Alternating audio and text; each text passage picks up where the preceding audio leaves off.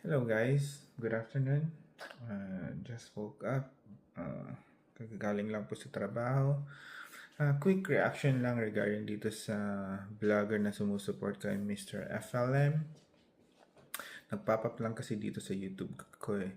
I don't know, hindi ko nga ba alam kung bakit pinanood ko pa. Na-high blood tuloy ako. I think his name is Junggung Pinas. Trending, something like that. Yeah, nakaka-high blood lang. Um, yung reaction niya, yung post niya and reaction niya regarding against Makagago.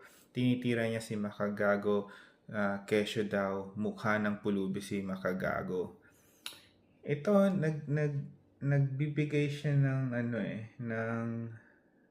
ng binabash niya si Makagago, hindi naman niya alam na si Makagago is nasa farm niya. Sa farm, syempre mainit. So, syempre masusunog yung balat mo. And hindi mo naman kailangan maging magbihis ng magaganda, bongga, and yung puporma ka pa kung nasa farm ka. Syempre, kung ano lang comfortable na damit na isuot mo, yun lang isusuot mo kasi nasa farm ka nga eh. May project siya doon na tinatapos niya. Mukha na daw pulubi si Makagago. I mean, alam mo yun, yung masyadong mahina. I mean, nagbibigay ka ng ng opinion mo sa isang tao na hindi mo naman alam kung ano yung talagang ginagawa niya at the moment, 'di ba?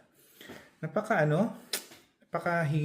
Tapos tinitira pa niya, pinipilit niya na si FLM daw is talagang Marcos kasi may resolution daw yung court na, yung verdict ng court na this permanent dismiss yung kaso niya regarding sa passport ni FLM. I don't know. But sa akin lang is ang dami mong alam. Ang dami mong alam pero wala kang alam. Tingnan mo muna yung mga background. Napatunayan na nga na fraud, nag-falsified siya ng mga documents niya, kaya siya nakakuha ng passport na so-called legit.